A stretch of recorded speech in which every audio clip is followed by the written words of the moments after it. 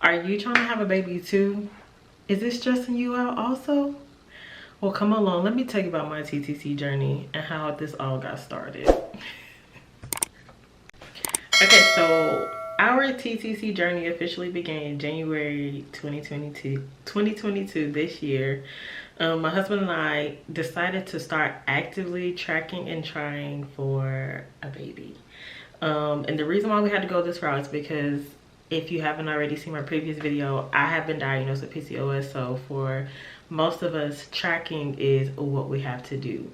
So here we are. I'm here to tell you about the first few cycles of my TTC journey, because it's been quite the experience and a learning curve that I did not think I was going to have. So if you know, you know. So I have a list of things that I want to talk about, and one of the things is what initiated this. So, or us actively trying. Okay, so my doctor put me on metformin, and I'll talk about that in detail in another video. My doctor put me on metformin, I got regular. She told me that to make sure I'm ovulating to start with OPKs, which is the, oh Lord, I probably should look this up for y'all. I didn't think about that. I'm pretty sure it's ovulation prediction kit, but I'm gonna be sure.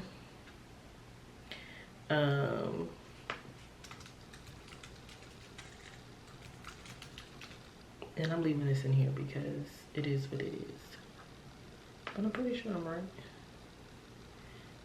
Yeah, ovulation predictor kit. So she told me to get those and start tracking, and then I was like, okay. So I did, and I was just seeing what was gonna happen. And then at the same time, James and I, my husband and I, were fasting, and prior to that, I had like a great anxiety around conceiving, and I think my PCOS has something to do with that. But during our fasting, like all of that kind of went away, and it switched from me having anxiety to me getting excited about tracking and being able and having the potential to actually carry a child. So I was excited. So I'm like, okay, we got to start tracking, we got to start trying. It is what it is. And it's in my mind, I thought that it is better for us to start sooner than later. Like, I know I didn't want a baby the first year of our marriage, but I also had this thought in my head that I need to start trying now, because if I don't, then I'm not going to, like, it's gonna be worse if I wait later in life. So I need to really start now. So that's what initiated this whole TTC journey for us. I mean, I think that it was coming anyway. We're married and we want children. So that was the I don't know what to call it, but that's what started this thing. So I purchased the OPK. I used the Pre-Mom brand off of Amazon. It's like $17-18, and you get like 40 blue little strip tests, and is it 40? It's probably more than 40. Push pause. I'm actually gonna go grab them. All right, so I'm back. So this is what I have. This is what I use.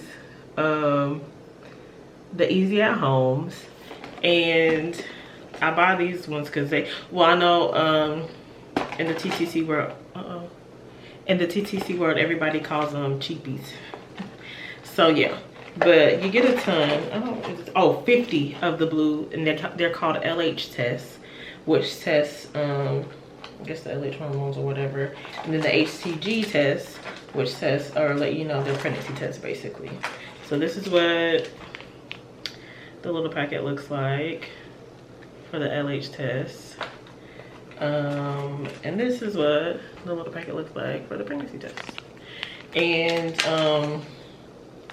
yeah, so that's that. So I bought the OPK, and I've been tracking with the Pre-Mom app. Do I have my phone with me? Maybe I'll put a screen recording here of what it looks like, because it may be too much for me to put the phone up, but Maybe I can give you a snippet. I don't know if it'll focus good. When did we start? January? January, it was a hot mess. But, and I'm not even gonna like TMI y'all, because if you're on here and you clicked on this video, you already know. That's how I feel about it. But can you see it? Basically, that's what it looks like. All right, so let me let it back focus.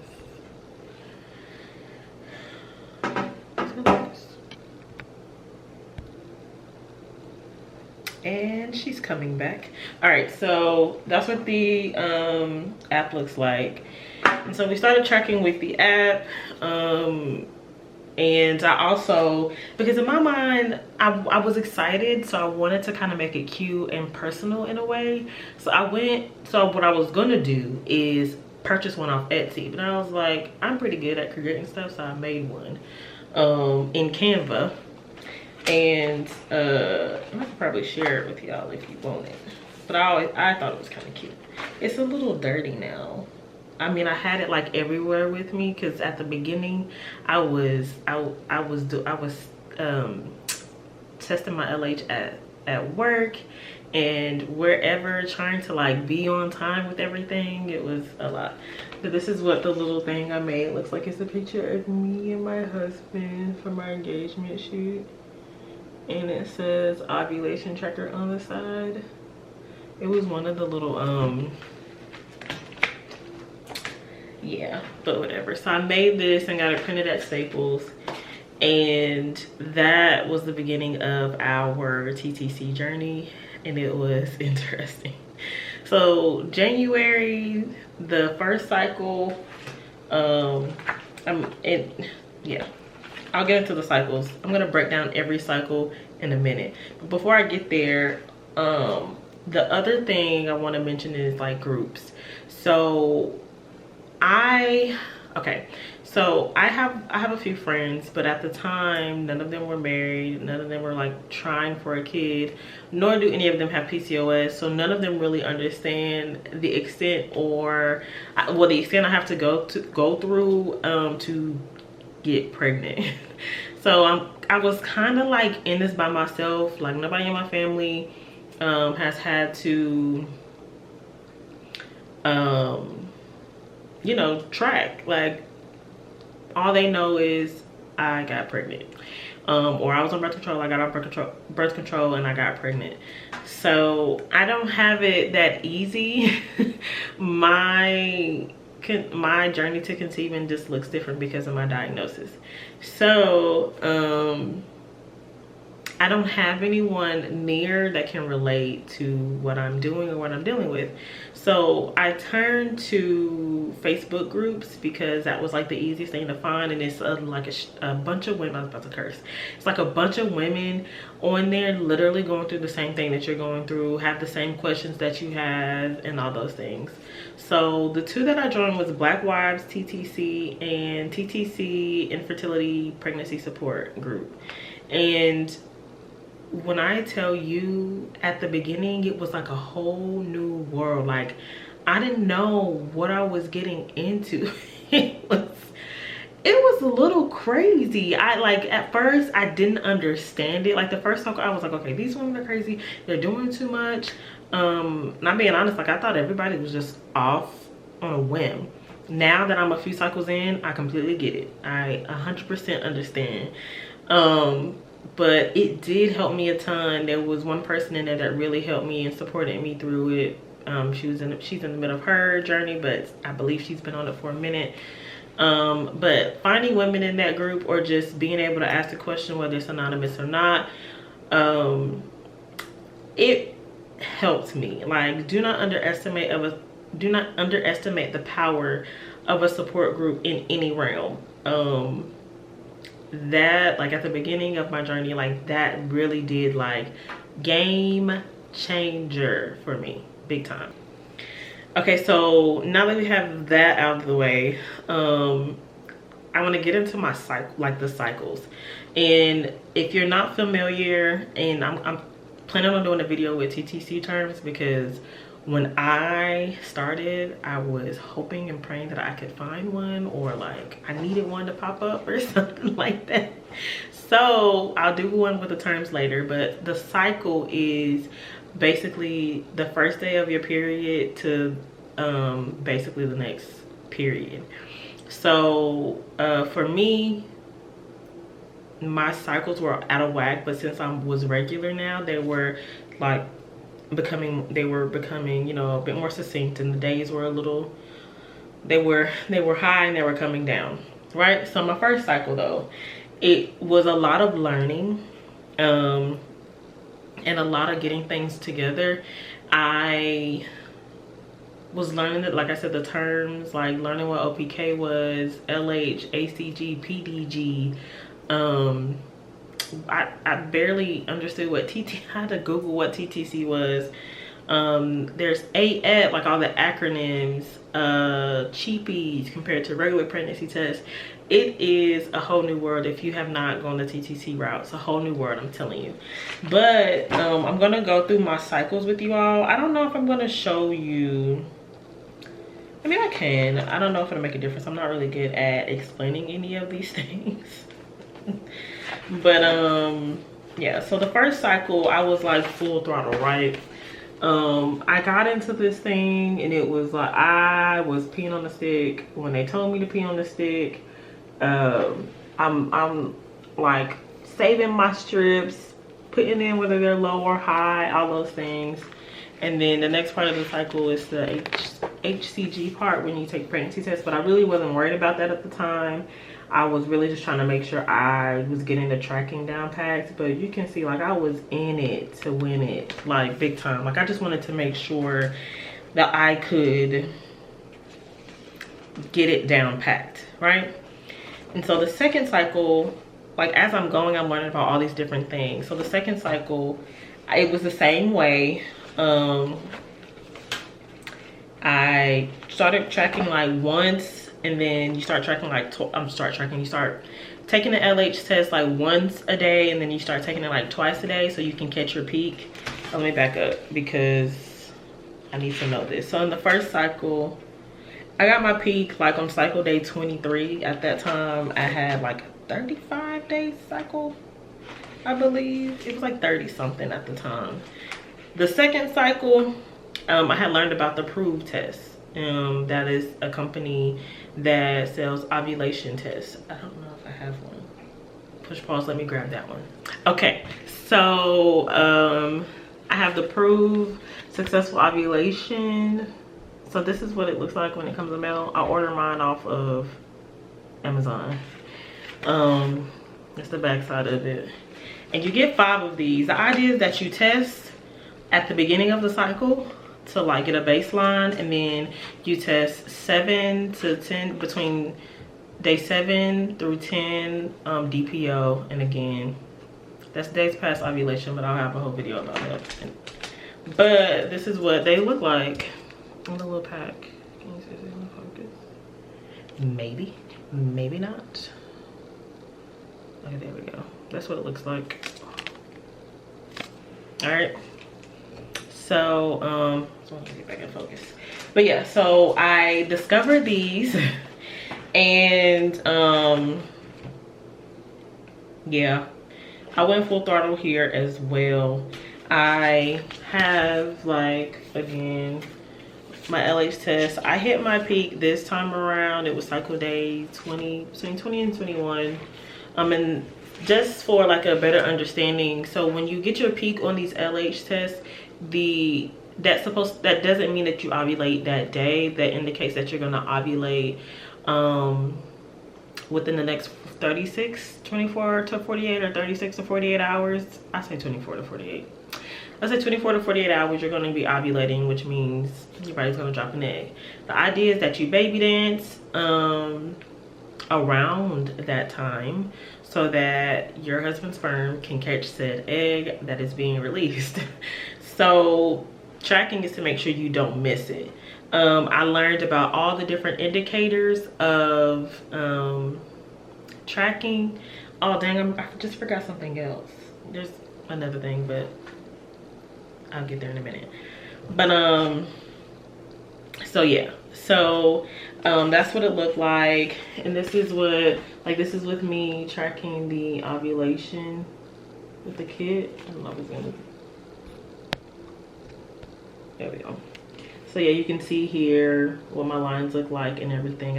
I would do a pregnancy test and a proof test because I kind of wanted to see if I got a positive.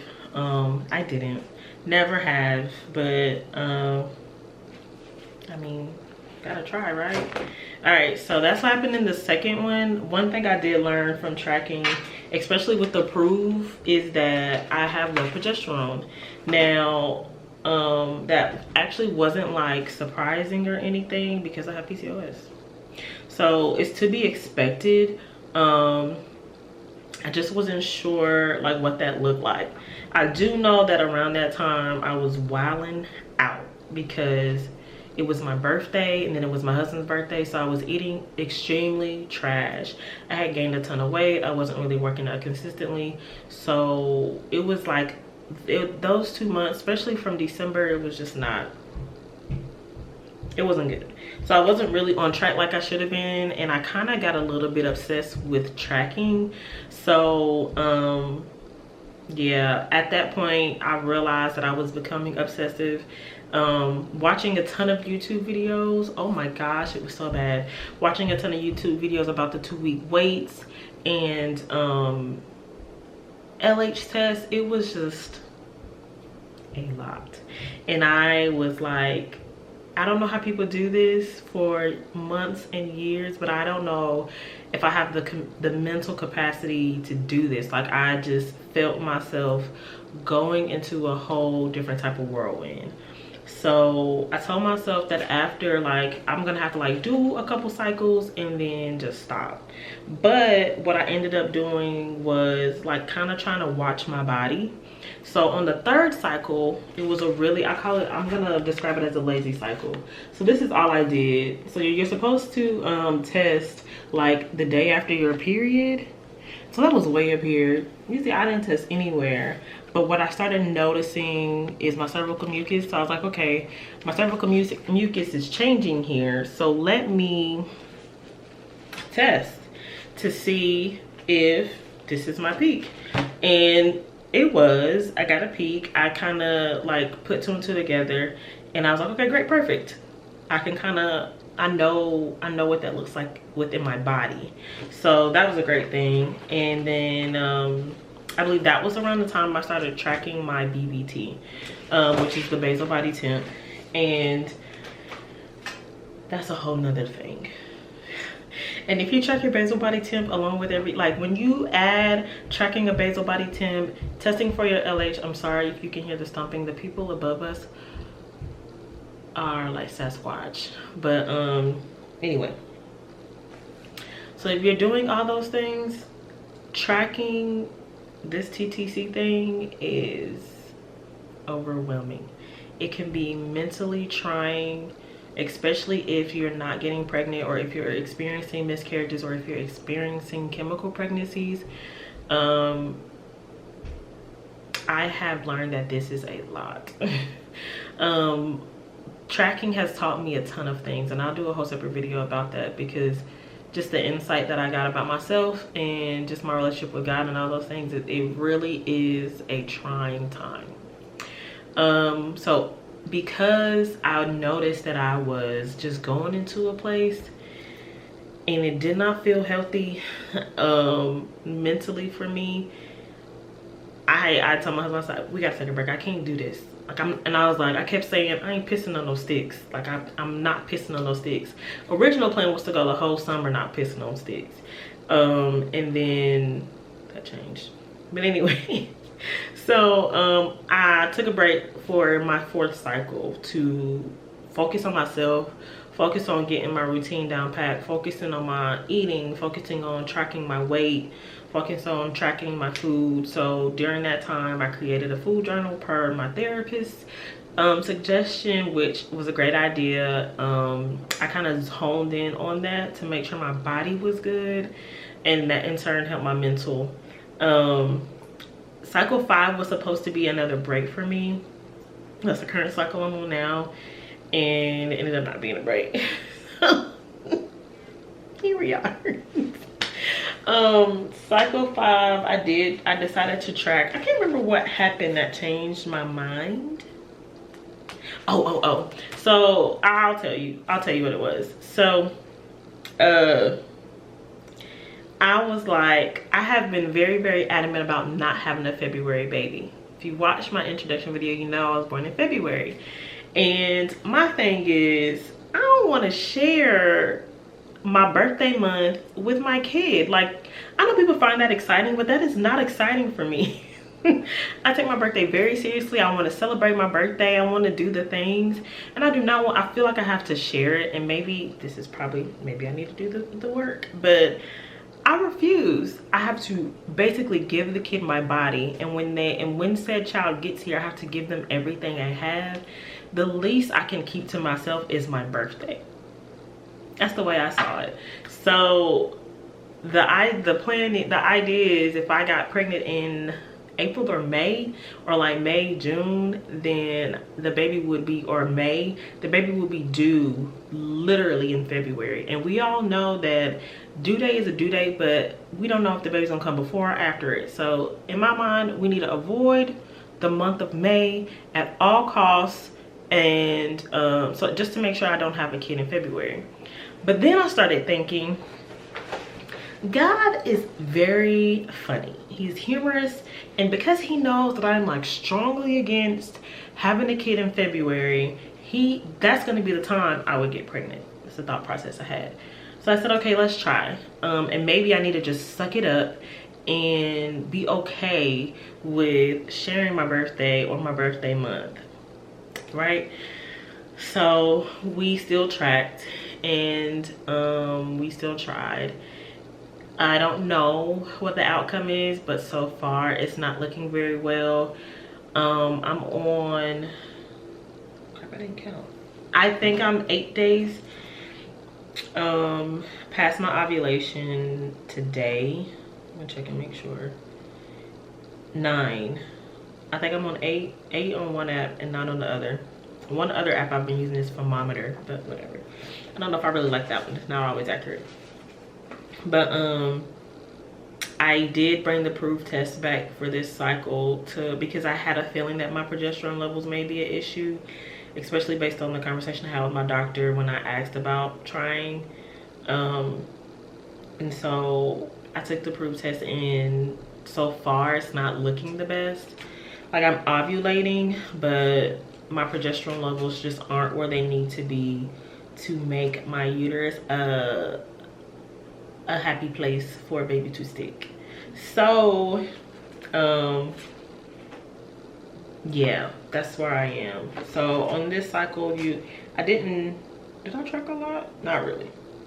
I wasn't taping them. I've stopped taping them because I know I can tell between my BBT and my cervical mucus when I'm about to ovulate. That's one thing that has been consistent that I've noticed.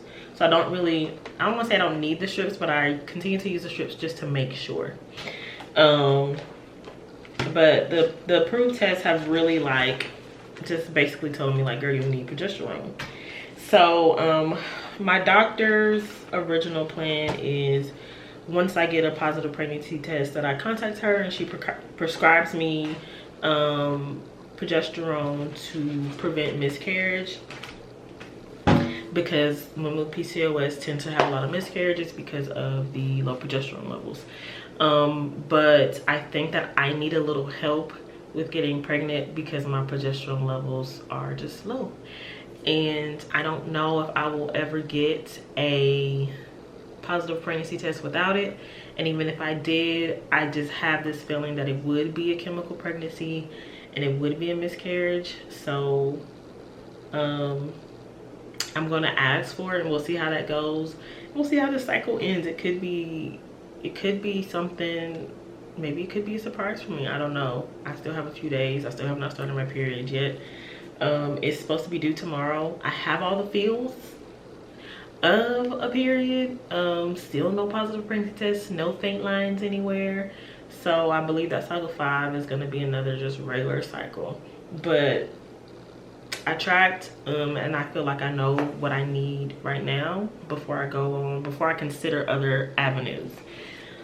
So yeah, that's how my TTC journey is going so far. I'm only 5 cycles in. I know that there are so many women that have done this for like a ton. And I don't know what I have in me. I don't know if I have a few years. I don't know about IVF. I don't know about IUI if I have to go that route. I'm praying to God that with all that I've done so far, that I can conceive this way, at least for the first one, but we'll see. Let me know how your TTC journey has been. I don't think I forgot anything. I'm trying to think. But yeah, let me know how your TTC journey has been so far, or how did it start? What did it look like at the beginning? Were you just as confused as me? I want to know. Let me know in the comments or DM me. And that's all I have for you today. I'm sending all the hugs and love and baby dust to those on their TTC journey, and I'll see you in the next video.